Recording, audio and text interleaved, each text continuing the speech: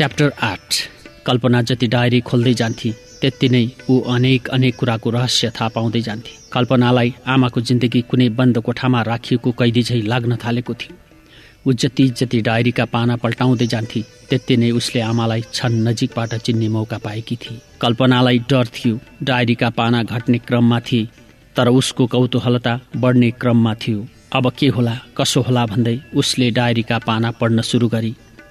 इन्दिरा माइती घर गएकीले कल्पनालाई डायरी लुकाएर पढ्ने कुनै बाध्यता थिएन। ऊ निर्धक्क डायरी पल्टाएर पढ्ने गर्थे।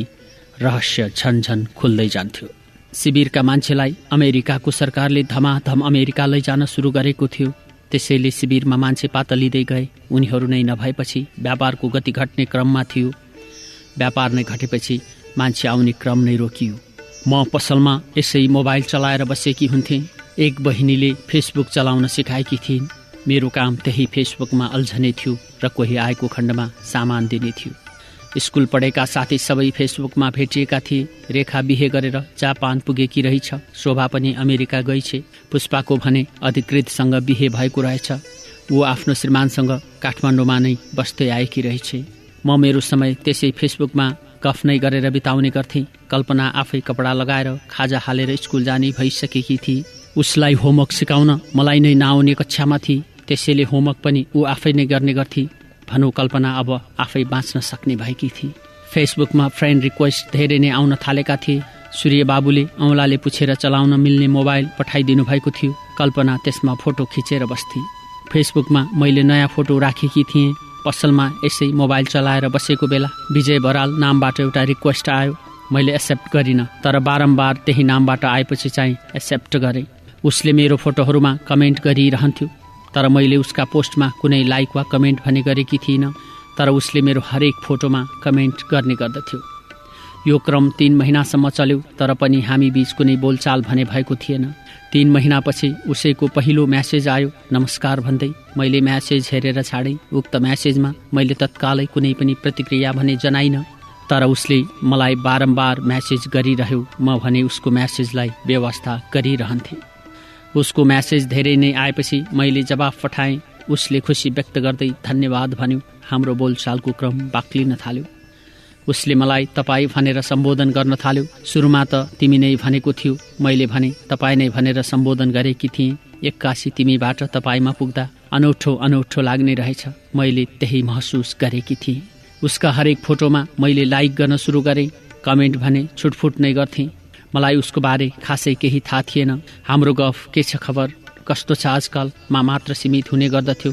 यस्तै गफमा हामी अल्झेका थियौँ। यस्तै गफले ऊ मेरो नजिक भए जस्तो लाग्न थाल्यो।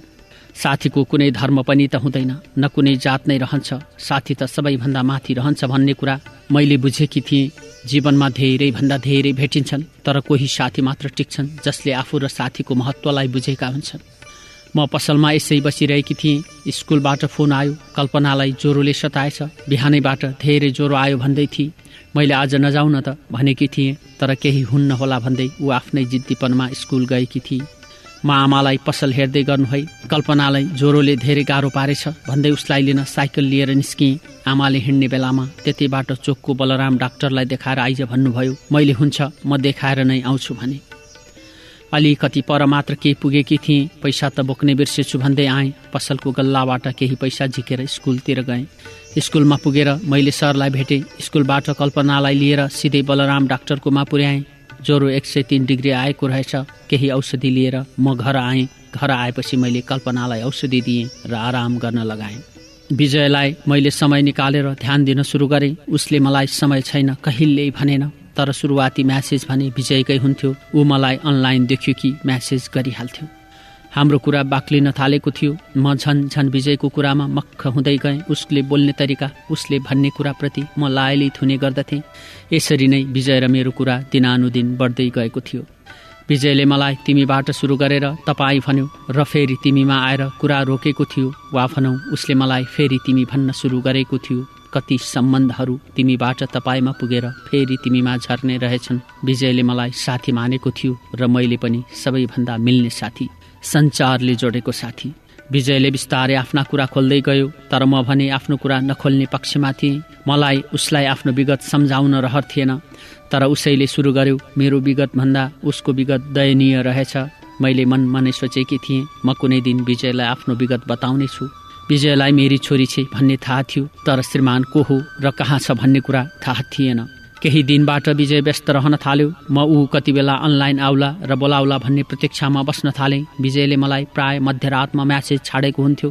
म बिहानै उसको म्यासेजको जवाफ पठाउँथेँ। म दिनभर उसको म्यासेजको पर्खाइमा हुन्थेँ, तर उसको म्यासेज कहिल्यै दिनमा आउँदैन थियो। हरेक पल्ट उसको म्यासेज रातमा आउन थालेपछि मैले उसलाई रातमा नै पर्खन थालेँ। जब ऊ अनलाइन आउँथ्यो र बोल्थ्यो, मेरो पिर सबै एकाएक हराए जस्तो हुन्थ्यो।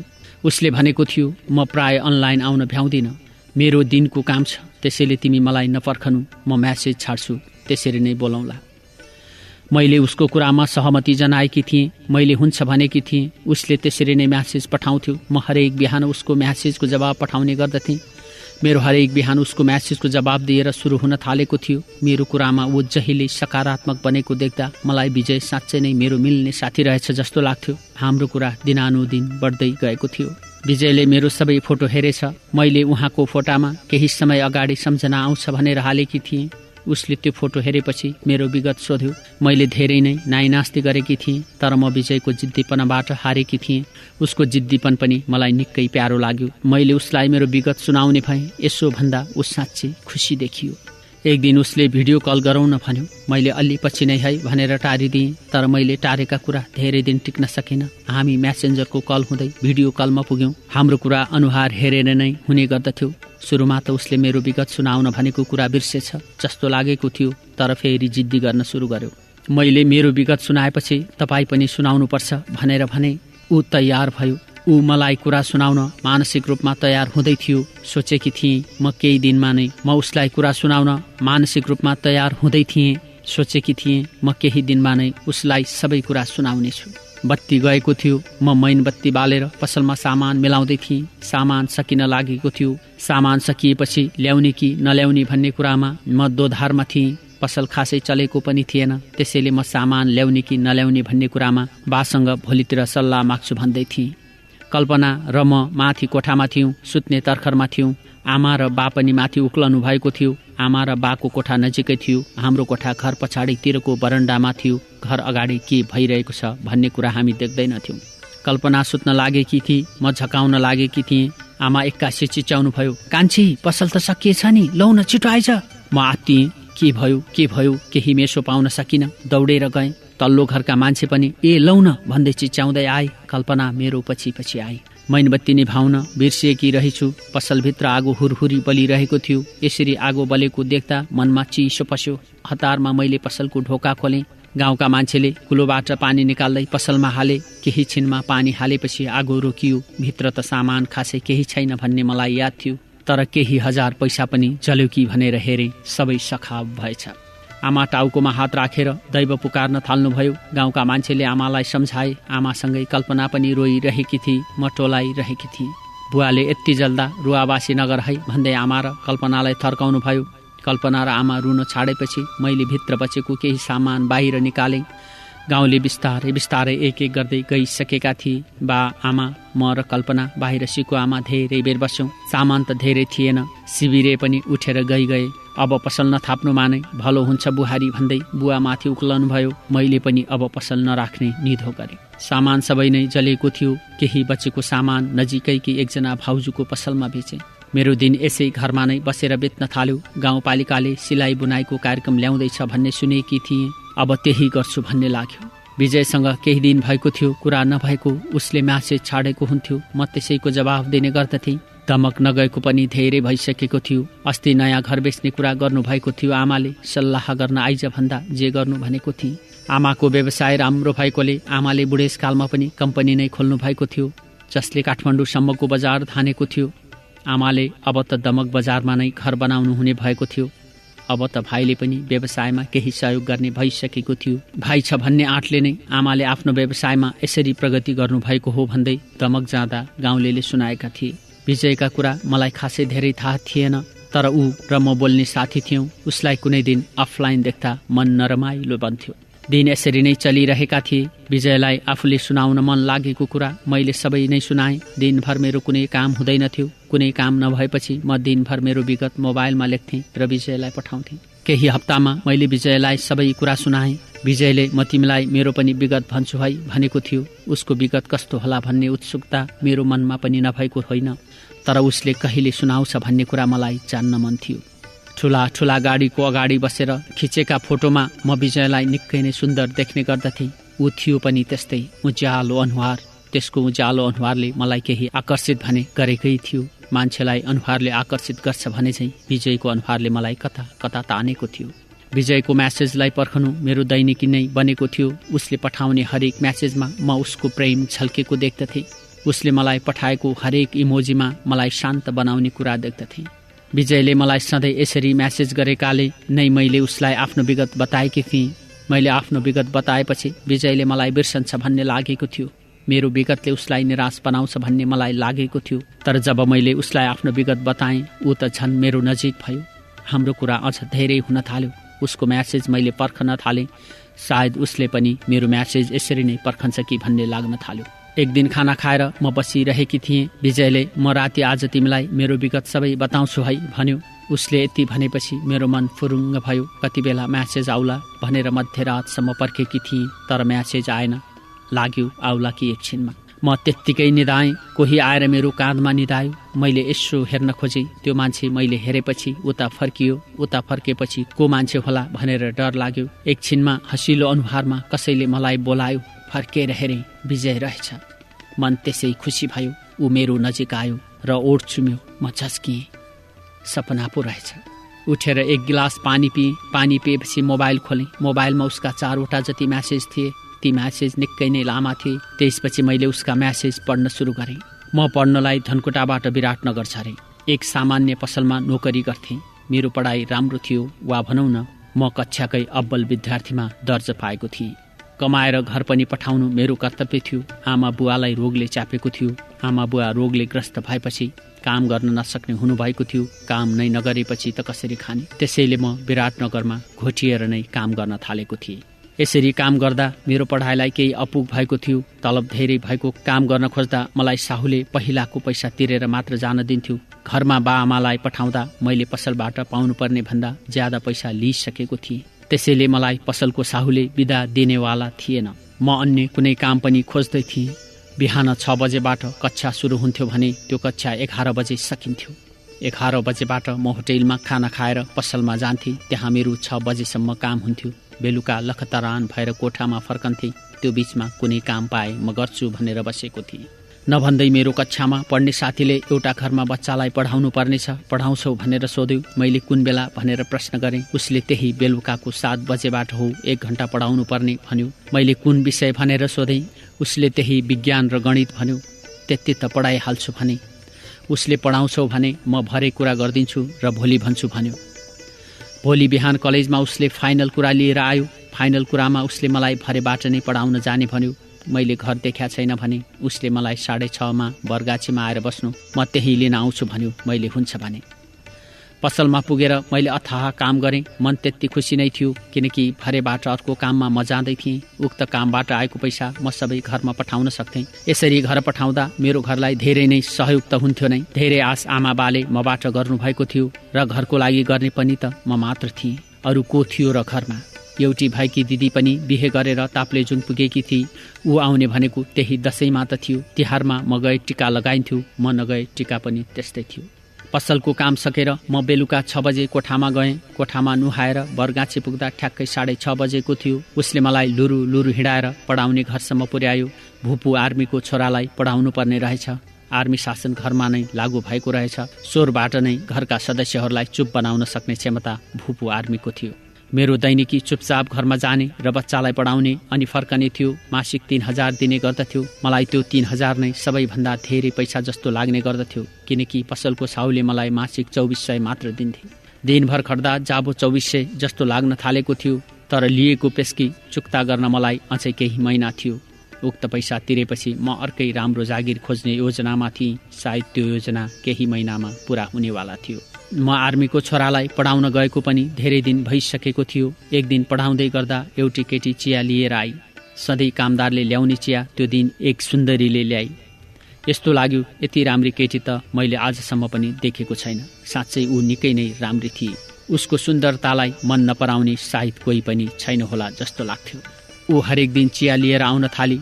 अलि पछि थाहा भयो मैले पढाउने फुच्चेकी दिदी रहेछ। घरको कामदार छुट्टीमा भएकोले चिया खुवाउने जिम्मा उनको भागमा परेको रहेछ। अब कामदार आएपछि हाम्रो भेट हुँदैन जस्तो लाग्यो मलाई।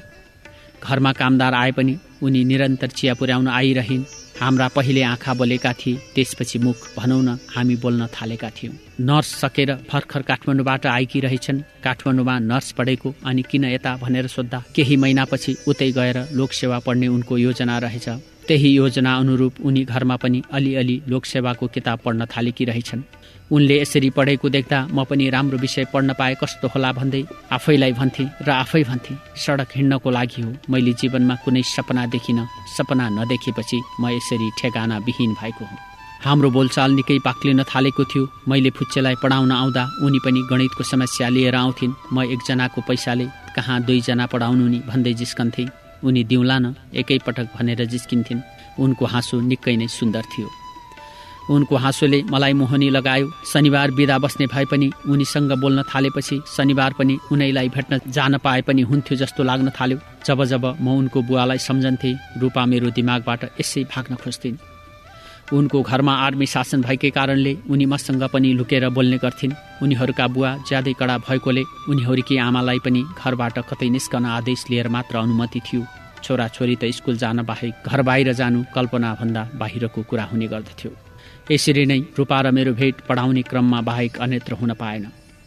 एक दिन फुच्चेलाई पढाएर बाहिर निस्कँदा रूपाले मलाई एक चिठी थमाइन्। उनको चिठीमा भोलि बिहान 8 बजे बरगाछीमा भेटौँ भन्ने कुरा खुलाइएको थियो। मैले उनको चिठी 7 पटक जति पढेँ। होइन कि चाहिँ लाग्यो। 7 पटक पढ्दा पनि त्यही कुरा आएपछि म ढुक्क भएँ। मलाई नै बोलाइएको हो कि होइन भनेर धेरै पटक मेरो नाम हेरेँ।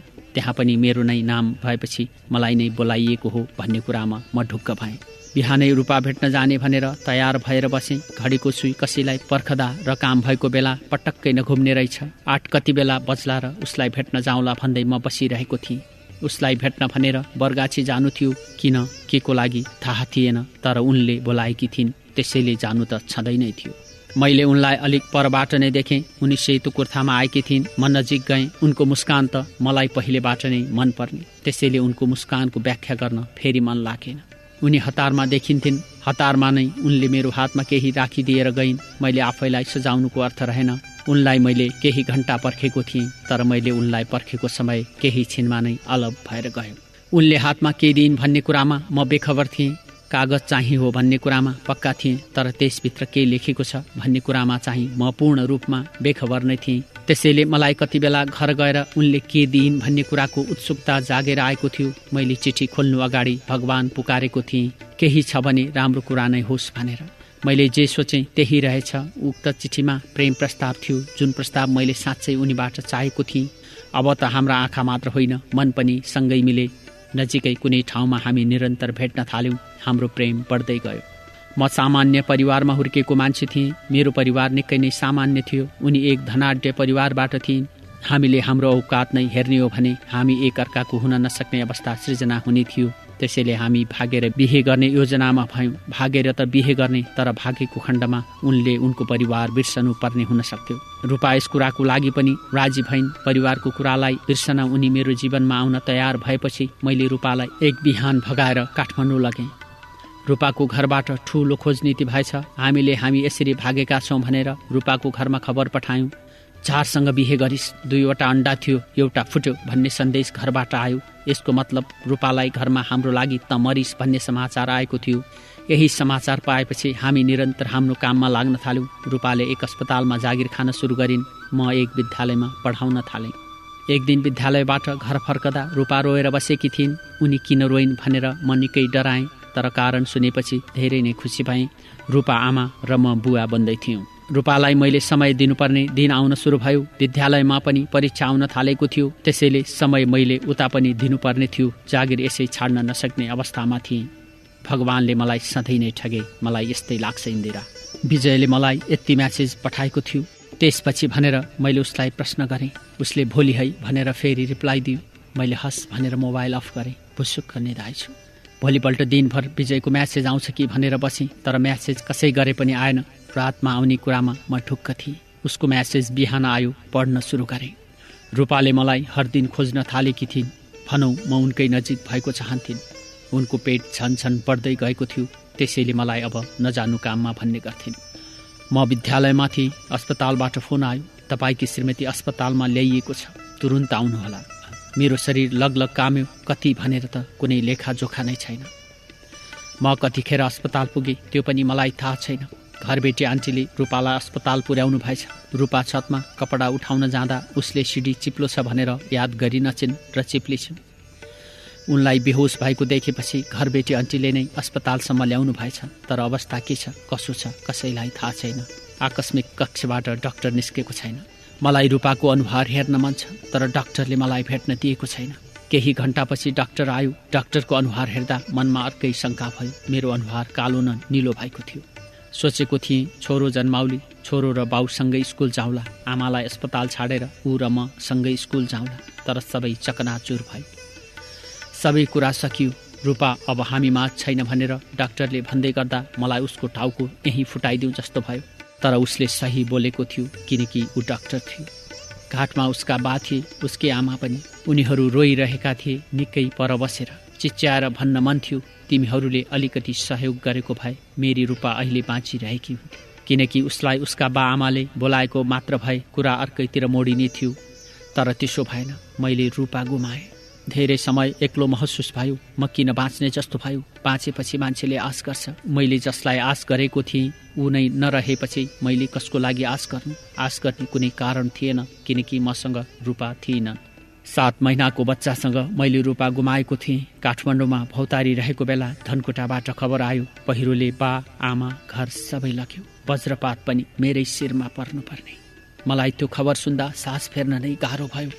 जीवन यही त्याग दिन्छु जस्तो लाग्यो। धेरै पटक औषधि पसलमा विष किन्न पनि पुगे, तर पसलेले मेरो सुन्निएको आँखा देखेर मैले मागेको कुरा दिएन। जतैबाट ठक्कर, जतैबाट निराशा, जतैबाट जिन्दगीले मलाई ठगिरहेको थियो। भगवानलाई पुकारे। बच्चा सहितकी श्रीमती त लग्यौ, तर बा आमा पनि छाडेनौ भगवान। तिमी क्रूर छौ। यो धरती तिमीले सृजना गरेको होइन। यदि तिमीले सृजना गरेको भए तिमी यति क्रूर बनेर निस्कने थिएनौ। भगवानलाई मैले हरेक तरहबाट बिर्सन खोजेँ। काठमाडौँमा कोही भगवानसँग रिसाएको छ र उसको अनुहार पनि हेर्न चाहँदैन भने उक्त मान्छेले पहिला काठमाडौँ छोडेको राम्रो, किनकि यहाँ पाइला पाइलामा भगवान भेटिन्छन्। यसरी दिनानुदिन तनावको चपेटामा परेर बाँचेको मलाई हरेक बाटो सुनसान लाग्थ्यो। मलाई हरेक वस्तु मूल्यहीन लाग्थ्यो। मलाई आफै बाँच्नुको अर्थ छैन भन्ने लाग्दथ्यो।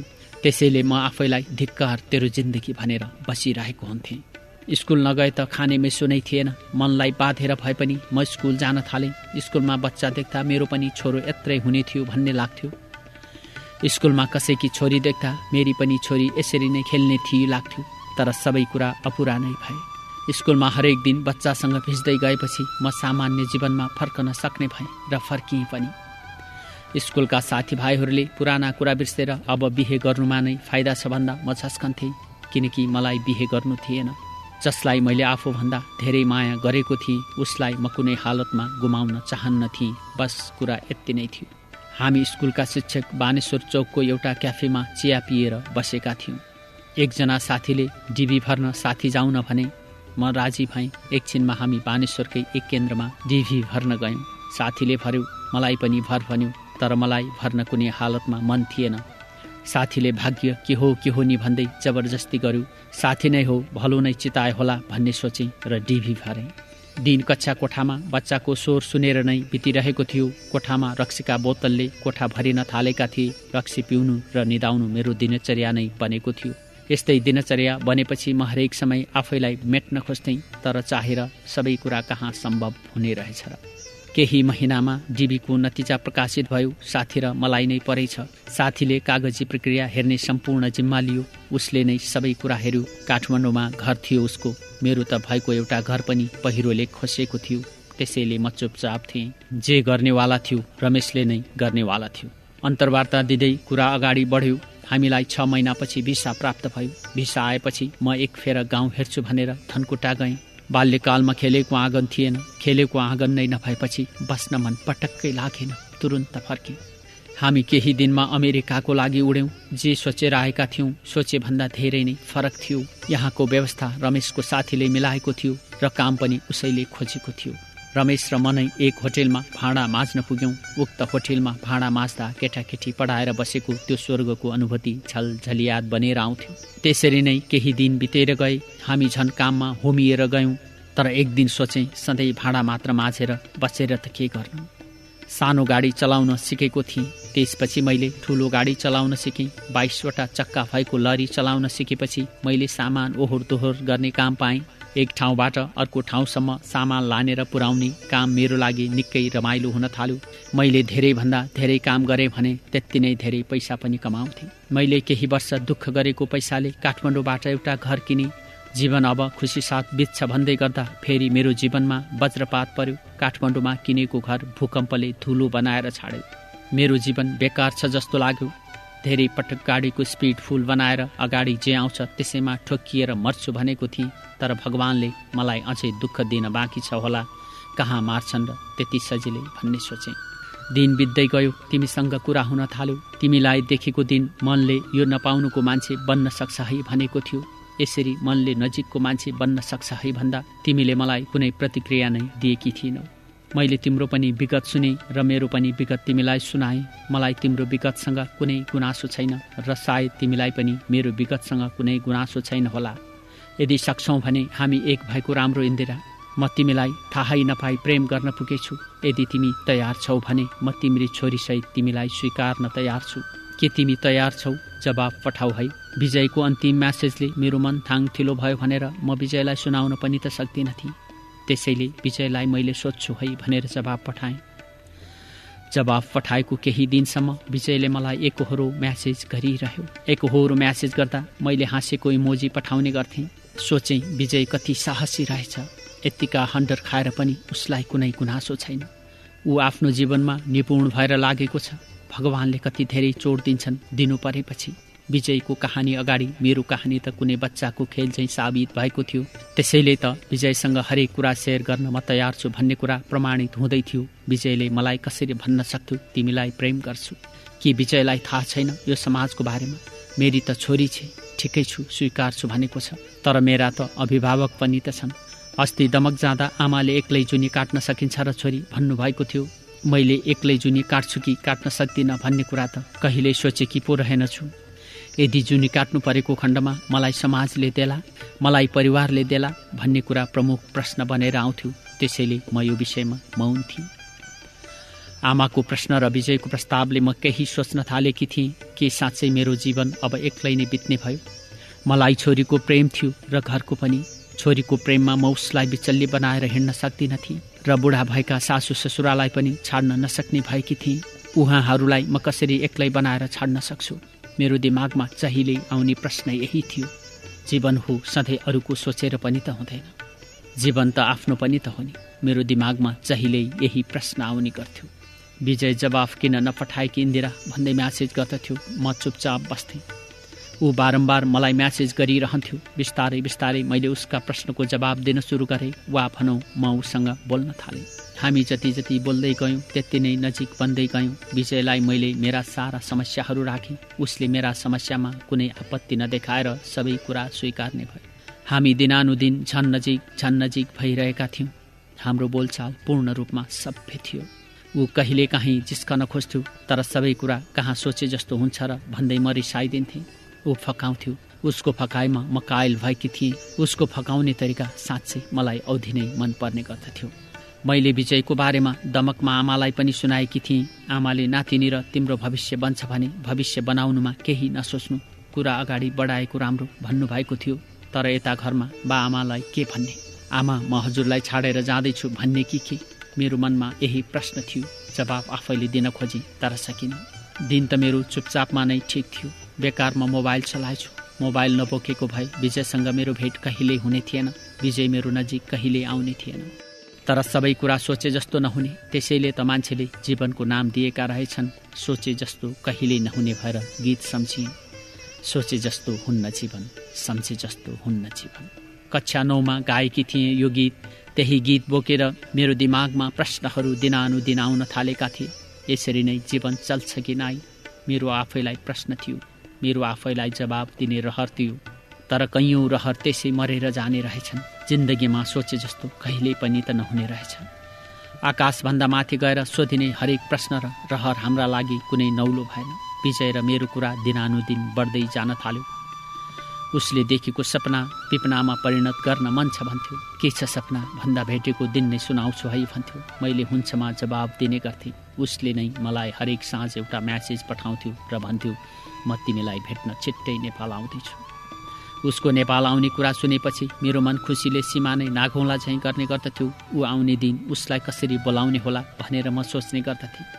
कल्पना निकै ठुली भएकी थिए। उसलाई सबै कुरा सुनाएर सल्लाह माग्ने योजना बनाएकी थिए। तर त्यस्तो कुरा आफ्नै छोरीसँग कसरी गर्नु भने चाहिँ मलाई लाग्ने गर्दथ्यो। त्यसैले मैले कल्पनालाई केही कुरा सुनाइरहेकी थिइनँ। पछि आफै बुझ्छ होला जस्तो लागेको थियो। तर सासू र ससुरालाई चाहिँ सुनाउँछु नै भन्ने लागेको थियो। केही महिना अगाडि बुवाले भन्नुभएको थियो, बुहारी यदि जिन्दगी चलाउन कोही चाहिन्छ भने तिमीले सोच्नु है, तिमीलाई घरबाट स्वतन्त्रता छ। तर आमा यो कुराको विरोधमा उत्रनु भएको थियो। दिनदिनै उमेर जाँदैछ, यसले हामीलाई छाडेर कसरी जान पाउँछ? हुँदैन, यस्तो कुरा आमाको थियो।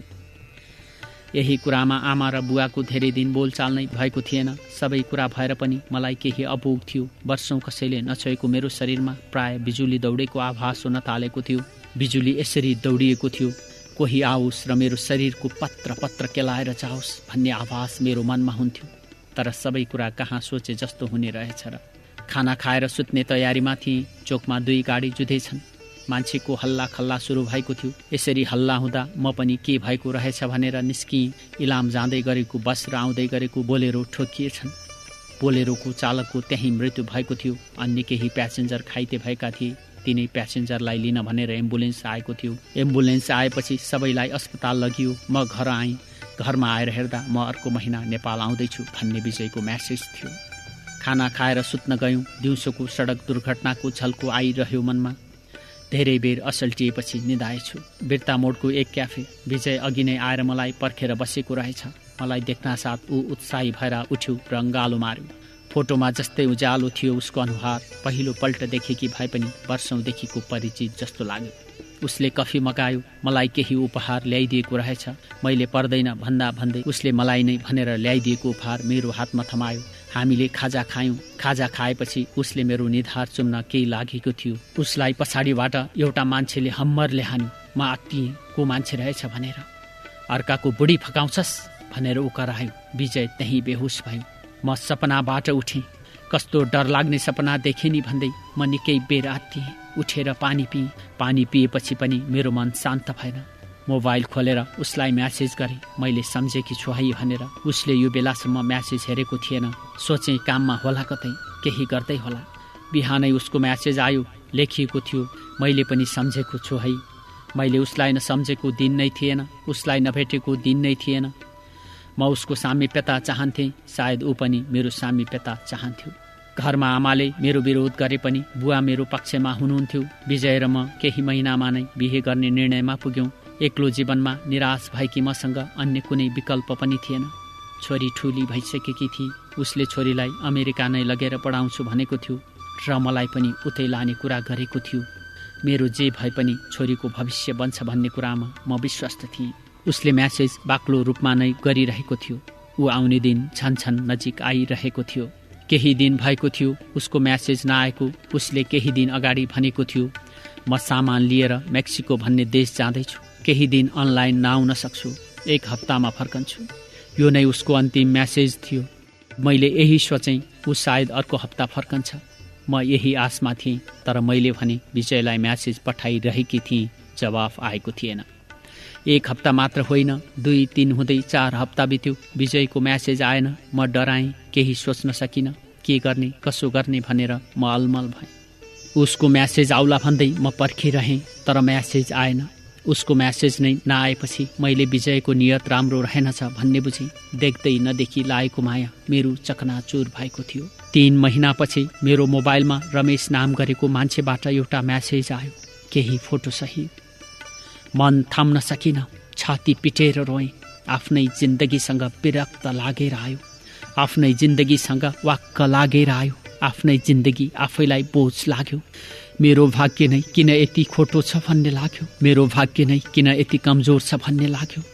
अर्कै देशमा सामान पुर्याउन गएको विजय कहिल्यै फर्केर आएन। उसको गाडी दुर्घटनामा परेछ र त्यही नै उसको मृत्यु भएछ। विजयको साथी रमेशले मलाई म्यासेज पठायो, यस्तै भयो, विजयलाई बिर्सनु तपाईको बारेमा निकै कुरा गर्ने गर्थ्यो, तर सबै कुरा सोचे जस्तो नहुने रहेछ। रमेशले बिर्सनु भने जस्तो सजिलो कहाँ छ र कसैलाई बिर्सन। रमेशले अब विजय आउँदैन भनेको सत्य थियो।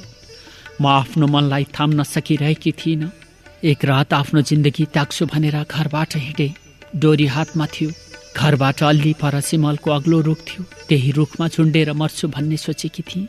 डोरी लगाएँ। डोरी कसेपछि सबै सम्झे, बा, आमा, सासू, ससुरा, भाइ, साथी। तर छोरी सम्झेपछि मेरो आएको आँट सबै विलीन भएर गयो। केही सोच्नै सकिन। तुरुन्त घर गएँ र छोरीलाई बेस्कन अङ्गालो हालेर रोएँ। बुझ्ने भएकी छोरी आश्चर्यमा परी उसको मनमा अनेकन खुल्दुली भए होलान्। जिन्दगी यसै नै चलिरहेको छ, कहिलेसम्म चल्छ थाहा छैन।